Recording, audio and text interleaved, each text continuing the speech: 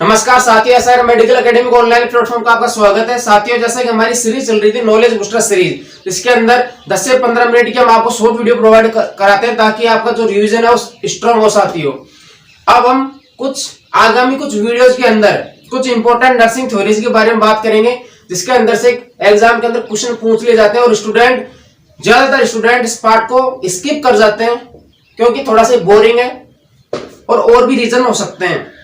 कई स्टूडेंट इसको एक तरह से मान लेते हैं कि कोई इंपॉर्टेंट रोल नहीं है इसका, लेकिन अब हम इसको आपको एक खाने के रूप में और बिल्कुल इजी वे में समझाएंगे और कुछ वीडियोस के अंदर आपकी धीरे धीरे कवर हो जाएगी। साथियों, आज की थ्योरी स्टार्ट करते हैं, जिसका नाम है एनवायरमेंटल थ्योरी, जो कि फ्लोरेंस नाइटिंगेल ने दी थी 1860 के अंदर।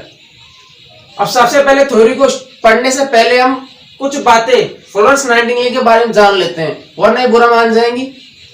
तो इनके जीवन परिचय के बारे में कुछ संक्षिप्त बातें कर लेते हैं। साथियों, इनका जन्म 12 मई 1820 के अंदर हुआ था और इसी दिन को इन्हीं की याद में 12 मई के दिन नर्सिंग के दिवस के रूप में मनाते हैं। इनकी डेथ हुई साथियों 13 अगस्त 1910 के अंदर और इन्हें फाउंडर ऑफ मॉडर्न नर्सिंग भी कहा जाता है। इनका जीवन बड़ा स्ट्रगल रहा।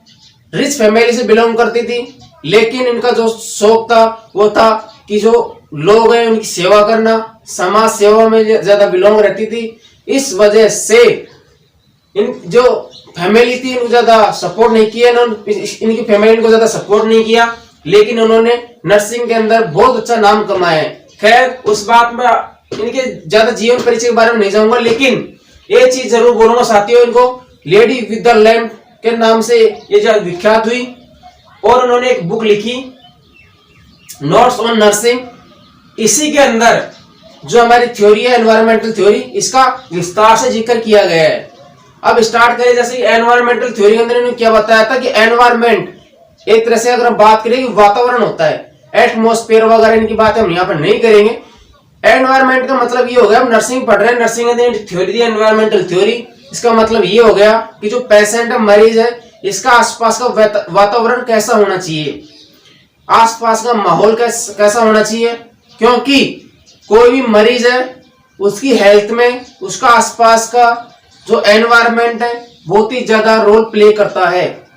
यानी प्रॉपर रूप से साफ सफाई है कि नहीं है, उसके आसपास में ज्यादा वॉइस नॉइस नहीं होनी चाहिए, प्रॉपर रूप से वेंटिलेशन होना चाहिए। वो सारी चीजें इस एनवायरमेंटल थ्योरी के अंदर बताई गई है। कुछ ज्यादा चीजें नहीं है, बिल्कुल बेसिक चीजें दी गई है। तो हम बात कर लेते हैं कुछ कंसेप्ट ऑफ एनवायरमेंटल थ्योरी। सबसे पहले फ्लोरेंस नाइटिंगेल जो थ्योरी के अंदर बताया गया है कि वेंटिलेशन एंड वार्मिंग, यानी कि जो पेशेंट है, पेशेंट का जो इस रूम के अंदर वो है उसके आसपास प्रॉपर रूप से वेंटिलेशन होना चाहिए, यानी कि हवा का आदान प्रदान होना चाहिए, फ्रेश एयर बाहर आए और अंदर की हवा बाहर की ओर जाए, यानी प्रॉपर रूप से वेंटिलेट होना चाहिए। एंड वार्मिंग, ज्यादा गर्मी ना हो ज्यादा सर्दी भी ना हो, प्रॉपर रूप से एक टेम्परेचर जो हमें जरूरत है, मरीज को जरूरत है, उसके अकॉर्डिंग टेम्परेचर होना चाहिए। सेकंड चीज बात करें noise and lighting. Florence Nightingale theory के अंदर बताया कि जो पेशेंट है, पेशेंट को सनलाइट का जो उसकी हेल्थ पे बहुत ज्यादा प्रभाव पड़ता है, तो कोशिश की जाए कि जो रूम है उसके विंडोज को ओपन रखे ताकि एक्सपोजर हो सनलाइट का, और साथ में लाइटिंग प्रॉपर रूप से लाइटिंग रखे। ऐसी भी लाइटिंग नहीं हो कि पेशेंट जो डिस्ट्रैक्ट हो जाए। प्रॉपर रूप से आजकल अच्छी अच्छी लाइटें आ रही है, एलईडी वगैरह, प्रॉपर लाइटिंग होनी चाहिए और ज्यादातर कोशिश की जाए कि सनलाइट के साथ एक्सपोजर किया जाए पेशेंट को। नॉइज नहीं होनी चाहिए विदाउट कोई भी रीजन, वहां पे शोरगुल ना हो कि हम पेशेंट की केयर कर रहे हैं और हम ही विदाउट रीजन वहां पे लंबी लंबी बातें कर रहे हैं जिससे पेशेंट डिस्ट्रैक्ट हो रहा है। यानी कुल मिला के ये ध्यान रखना है कि वहां पे विदाउट लंबी बातें नहीं करनी है और ना ही किसी प्रकार का शोर हो। इस तरह के कपड़े भी नहीं पहनने कि जो पेशेंट के पास जा रहे हैं बार बार पेशेंट जो डिस्ट्रैक्ट हो रहा है, तो ये चीज ध्यान रखनी है। थर्ड चीज है साथियों कि जो पेशेंट का जो रूम है, तो थर्ड चीज है cleanness of room, walls and area, यानी कि रूम प्रॉपर रूप से क्लीन होना चाहिए, वॉल वगैरह क्लीन होनी चाहिए, और जो आसपास का जो एरिया है वो भी प्रॉपर रूप से साफ होना चाहिए। पेशेंट को केयर दी, पेशेंट का ट्रीटमेंट किया, मेडिसिन दी, प्रॉपर रूप से जो वेस्ट है उसको डिस्कार्ड कर दिया। इसका मतलब पेशेंट को भी ये लगे कि हाँ मेरी हेल्थ जो रिकवर हो रही है, वरना पेशेंट अगर ये माहौल देखकर ही और ज्यादा डिस्टर्ब हो जाएगा और ज्यादा उसकी हेल्थ खराब हो सकती है। अब नेक्स्ट बात करें बेड एंड बेडिंग से रिगार्डिंग। फ्लोरेंस नाइटिंगेल ने बताया कि जो पेशेंट जिस बेड के ऊपर है वो बेड प्रॉपर रूप से सही होना चाहिए, आवाज नहीं के मतलब ब्रेक टूटा हुआ नहीं होना चाहिए, बिल्कुल सही होना चाहिए। और उसकी जो बेडिंग है, बेडिंग प्रॉपर रूप से होनी चाहिए, चादर वगैरह टाइम टू टाइम चेंज, वैसे 24 आवर्स के अंदर चादर चेंज हो जाती है, चादर चेंज कर दी जाए, उसकी जो सीट वगैरह टाइम टू टाइम चेंज हो जाए, रिंकल्स वगैरह ना हो, और कोई अदर जो पेशेंट का टेंडर है उसमें ना बैठे, इस तरह की चीजें ध्यान रखनी है। और उसकी साफ सफाई, बेड की साफ सफाई भी प्रॉपर रूप से होनी चाहिए। तो ये तो हो गए साथ बेड एंड बेडिंग।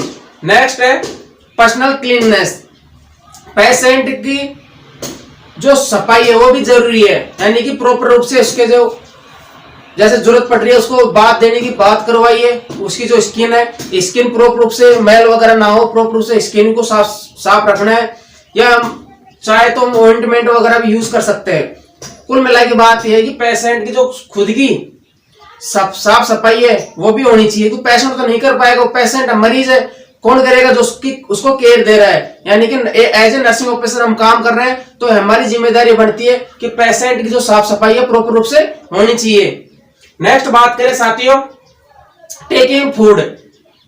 अब पेशेंट है, मरीज है, उसको खाने की कितनी रिक्वायरमेंट जरूरत है, डॉक्टर ने कितना प्रिस्क्राइब किया, और किस भाई प्रोटीन वगैरह होता है ना, कई बार कई पेशेंट को प्रोटीन डाइट कम देनी होती है, तो उस तरह का ध्यान रखना है। और जरूरी है कि पेशेंट को फ्रीक्वेंट डाइट दी जाए, यानी कि एक साथ ना दे करके टाइम, जैसे कि फिक्स टाइम डिवाइड कर लिया, एंड जितनी बार दे सके, यानी मतलब स्मॉल अमाउंट के अंदर उसको प्रोवाइड करना है, और ज्यादा से ज्यादा प्रोवाइड करना है, ना कि एक साथ देना है। तो साथियों ये तो बात हो गई टेकिंग फूड की।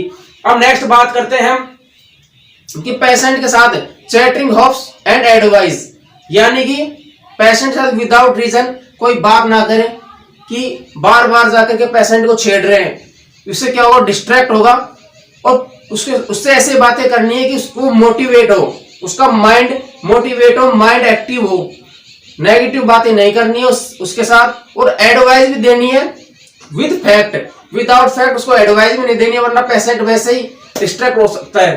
तो ये तो साथियों बात हो गई कि जो पेशेंट है, पेशेंट को क्या करना है, विदाउट रीजन बातें नहीं करनी है, और बातें भी करनी है तो पोलाइट रूप से बातें करनी है, और मोटिवेट बातें करनी है, नेगेटिव बातें नहीं करनी है। नेक्स्ट है ऑब्जर्वेशन, यानी कि पेशेंट को अपने हाल पे ना छोड़े, पेशेंट का टाइम टू टाइम ऑब्जर्वेशन होना चाहिए, उसके वाइटल्स वगैरह चेक कीजिए, उसके पास जाइए एंड उसकी कंडीशन देखिए कि पेशेंट कितना रिकवर हो रहा है, पेशेंट की क्या कंडीशन है। ऐसा तो नहीं है कि पेशेंट जो है 1 घंटे पहले उसकी कंडीशन कुछ और थी, 1 घंटे के बाद पेशेंट की जो कंडीशन है फॉल हो गई। तो ये सारी चीजें ऑब्जर्वेशन के अंदर हमें ध्यान रखनी है। नेक्स्ट बात करें साथियों कि जो पेशेंट है उसको वैरायटी, यानी कि पेशेंट को ऐसी कुछ चीजें उपलब्ध कराएं जिसके अंदर उसको इंटरेस्ट है, लाइक रीडिंग, अगर उसको इंटरेस्ट है तो कुछ ऐसी बुक्स उसको उपलब्ध करवाई जाए ताकि वो उसको जो मोटिवेट हो सके उनको पढ़ करके। और आजकल सोशल मीडिया का जमाना है तो मूवी वगैरह हम अलाउ कर सकते हैं देखने के लिए, पजल्स वगैरह उसको उपलब्ध करा सकते हैं। और साथ में जिस रूम के अंदर वो रह रहा है तो उसमें जो कर्टेन है उसके कलर आप चेंज कर सकते हो टाइम टू टाइम, ताकि उसकी वजह से भी पेशेंट की हेल्थ के ऊपर इफेक्ट पड़ता है।